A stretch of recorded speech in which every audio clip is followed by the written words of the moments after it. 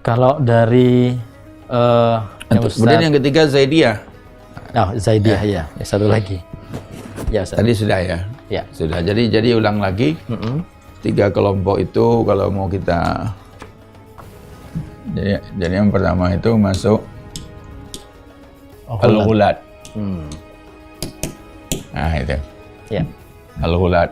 Itu yang ekstrim tadi, Ustaz ya. Ekstrim ini. Al-Imamiyah. Imamiyah. Al-Ithna Ashriyah.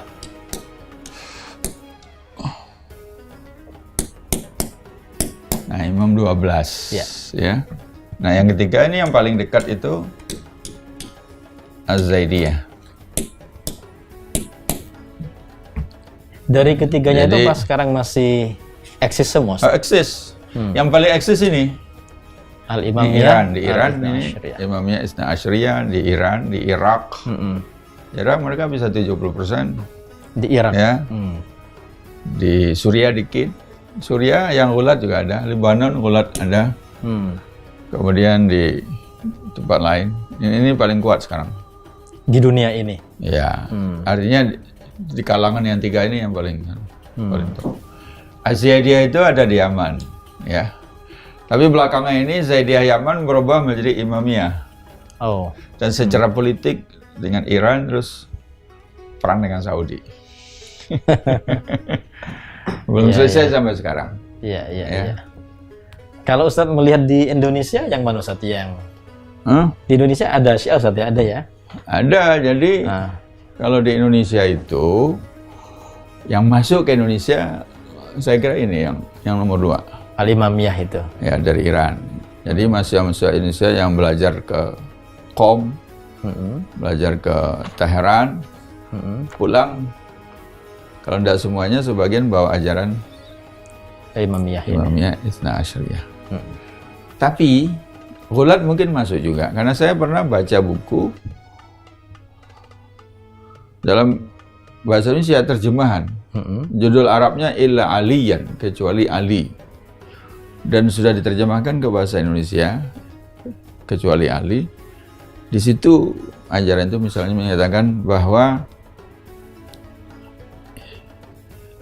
dulu Nabi Muhammad SAW duduk, kemudian didampingi oleh malaikat Jibril, kemudian datang Ali bin Abi Thalib, Jibrilnya berdiri hormat kepada Ali.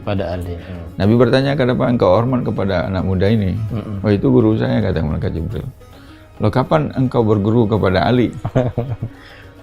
Jadi 50.000 tahun yang lalu, dia bilang ada di Baitul Ma'mur itu ada satu cahaya yang berganti tiap 50.000 tahun. Dan sudah terjadi pergantian 50.000 kali. Nah, waktu itu Tuhan bertanya kepada saya, man anta, siapa engkau? Saya nggak bisa jawab. Ali yang menjawab, anta Jibril. Jadi itu guru saya. Nah, kalau buku itu masuk ke Indonesia, barangkali ada pengikutnya juga. Iya. Kenapa kok diterjemahkan ke dalam bahasa Indonesia? Tapi mungkin sedikit. Itu buku cetak Ustaz ya? Cetak. Iya. Jadi sudah muja-muja Ali itu, mempertuhankan Ali di situ.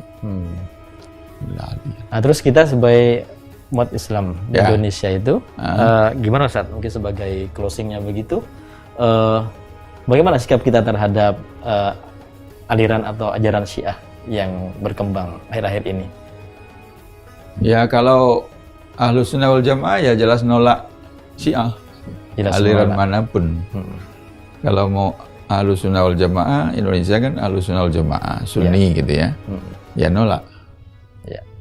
Nah, cuman sasaran mereka kan orang-orang yang nggak ngerti, nggak bisa baca kitab, nggak paham. Terus yang disampaikan yang menarik-menarik, mungkin disampaikan tentang ajaran tokoh-tokoh intelektualnya Ali Syariati, yang gitu, yang intelektual tugas cendekiawan Muslim, filsafatnya, keberpihakannya kepada du'afa mustad'afin, tapi ajaran teologinya. Nah, kemarin ini agak ribut-ribut di Indonesia karena sudah masuk ke teologi dan masuk ibadah. Nah, kemudian terjadi apa yang terjadi di Sampang, di beberapa tempat di Jawa Timur.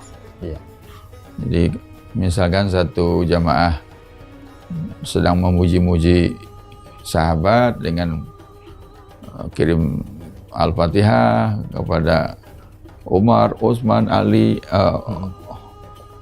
Abu Bakar, Umar, Utsman, Ali. Di tempat lain sedang memaki-maki Abu Bakar. Ya itu tinggal nunggu waktu aja untuk konflik. Baik Ustaz, terima kasih penjelasannya. Mau jawab pertanyaan dari Pak Subhan yang ada di Makassar. Intinya kalau ditanya sesat atau tidak, di antaranya 4 tadi Ustaz ya. Jadi 3 tadi itu ya. 4 ajaran. 4, iya, dianggap sesat atau tidak, di antaranya patokannya yang 4 tadi itu. Tentang tahriful Quran, kemudian tentang yang menolak khilafah, kemudian sabus sahabah dan juga nikah mut'ah tadi itu.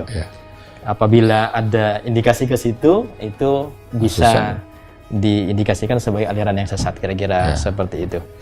Baik, demikian pemirsa bahasa kita tentang Syiah, menjawab pertanyaan dari Pak Subhan di Makassar. Mudah-mudahan bisa menjadi wawasan tambahan bagi kita supaya kita tidak salah di dalam menyikapi suatu ajaran tertentu.